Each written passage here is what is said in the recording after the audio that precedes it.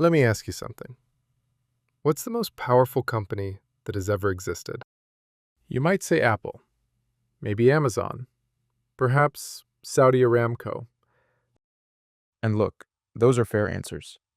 These are genuinely enormous, world-shaping enterprises. But none of them, not one, ever openly fielded a private army, conquered territory, and governed millions in their own corporate name. There was a company that did all of that. At its peak, it sat at the center of global trade networks spanning Europe, India, and China. It commanded a private military force of over 200,000 men, more than twice the size of the British Army at the time. And, measured not by a modern market cap, but by the resources it controlled, its scale was staggering, beyond almost anything the corporate world has ever seen. And chances are, you have never once heard its full name spoken out loud. This is the story of the British East India Company. And trust me, buckle in. To understand how a company ended up ruling the world, you have to go back to the very last day of the year 1600. England is a second-tier power. Spain and Portugal are dominating global trade. The spice routes out of Asia are basically a duopoly, and English merchants are watching fortunes being made that they simply cannot access. So a group of London merchants does something radical. They petition Queen Elizabeth I directly. And on the 31st of December, 1600, literally the last hours of the century, she signs a royal charter into existence. The Governor and Company of Merchants of London, trading into the East Indies. We'll just call it the East India Company, or the EIC. Now on the surface, it looks like a modest thing. A trading license, some ships, a few ambitious merchants with a taste for pepper and nutmeg. But inside that charter were seeds that would eventually grow into something that no monarch, no parliament, and no rival empire ever fully anticipated. You see, the charter gave the EIC something extraordinary. A complete monopoly on all English trade east of the Cape of Good Hope. Everything. One company, one gate. If you were an English merchant trading east of the Cape of Good Hope, the company stood between you and the market. That kind of structural advantage doesn't just make you wealthy, it makes you untouchable. For the first few decades, the EIC was scrappy. They competed hard against the Dutch, the Portuguese, the Ottomans. They lost battles. Ships sank. Entire voyages ended in disaster. But they kept adapting. And here's what separated them from every other trading outfit of the era. They weren't just merchants. They were institution builders. Early on, the EIC helped pioneer something that sounds boring, but was genuinely revolutionary. Large-scale, joint stock finance. Ordinary investors could buy into voyages and later into the company itself. If trade boomed, you profited. If things went badly, you lost your stake. Sound familiar? It should, because this was an important step toward the corporate structures modern capitalism would later perfect. They also developed sophisticated internal bureaucracies, standardized accounting, written contracts, hierarchical management. These weren't just business practices. They were the operating system of modern capitalism, being written in real time. But the real turning point wasn't financial. It was military. By the early 1700s, the EIC had figured something out that would define its next century. Trade without force was fragile. Trade backed by force was permanent. So they built forts, they raised armies, they signed treaties with Indian rulers, not as merchants, but as sovereign equals. And in 1757, everything changed. At the Battle of Plassey, a relatively small EIC force, backed by private soldiers and a handful of local allies, defeated the Nawab of Bengal. Now, Bengal at this time was one of the richest regions on the planet. Its textile industry was globally dominant. Its agricultural output was staggering. Plassey gave the company political control in Bengal, and within a few years, it secured the right to collect the province's revenues. Let that sink in. A private company won a battle and began inheriting an empire. And Bengal was just the beginning. Over the next 100 years, the EIC expanded across the subcontinent with a kind of cold, systematic efficiency that no pure military power could have managed. Because here's what made the EIC uniquely dangerous. It didn't just conquer, it administered. It collected taxes. It expanded systems of courts and administration. It operated a postal system. Under company rule, the first lines of India's railway network began to be built.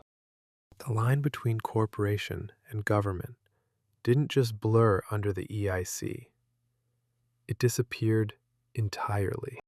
At its peak in the mid-1800s, the EIC governed a territory of over 4 million square kilometers. It commanded over 200,000 soldiers. It employed vast numbers of civilians across the subcontinent. And all of this, every rupee, every regiment, every decision, reported back not to a king or a parliament, but to a board of directors in London, sitting around a table, trying to hit their numbers.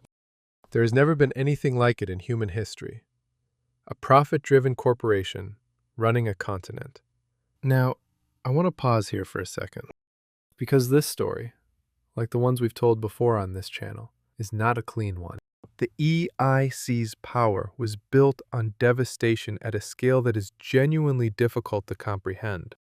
In Bengal, heavy revenue demands, weak relief, and company misrule worsened one of the century's worst famines. Historians' estimates vary widely, from around 1 million deaths to many millions, while EIC revenues continued to flow back to Britain. In China, the EIC flooded the market with opium because it needed a product that Chinese consumers would actually buy. When China tried to push back, Britain eventually responded with force. The company's opium system helped lay the groundwork for the First Opium War. An entire nation's sovereignty dismantled in defense of commercial interests. And across India, the EIC's taxation policies systematically dismantled local manufacturing industries that had existed for centuries. India had been one of the world's great textile exporters. By the time the EIC was done, it was importing cheap British cloth. One prominent estimate by economist Utsa Patnaik puts the colonial drain from India to Britain at nearly $45 trillion in today's money, though that figure is debated. These aren't side notes. They're the engine of the story. The EIC wasn't powerful despite these things. It was powerful because of them. But like every empire in this series, the cracks eventually came. And when they came fast. In 1857, Indian soldiers serving in the EIC's own army, called sepoys, rose up in a massive rebellion. The causes were deep and complex, rooted in decades of cultural humiliation, economic exploitation, and broken promises. But the trigger was almost absurdly mundane. A rumor that new rifle cartridges were greased with cow and pig fat, offensive to both Hindu and Muslim soldiers, was enough to light the fire. The rebellion was eventually crushed, but it changed everything. Because the British government looked at what had just happened and asked a question that should have been asked decades earlier. How did a trading company end up responsible for governing hundreds of millions of people? How did shareholders in London end up making life and death decisions for an entire subcontinent? In 1858, the British Crown stepped in and did something unprecedented. It took direct control of India from the East India Company. The EIC, this corporate juggernaut, was stripped of its governing role.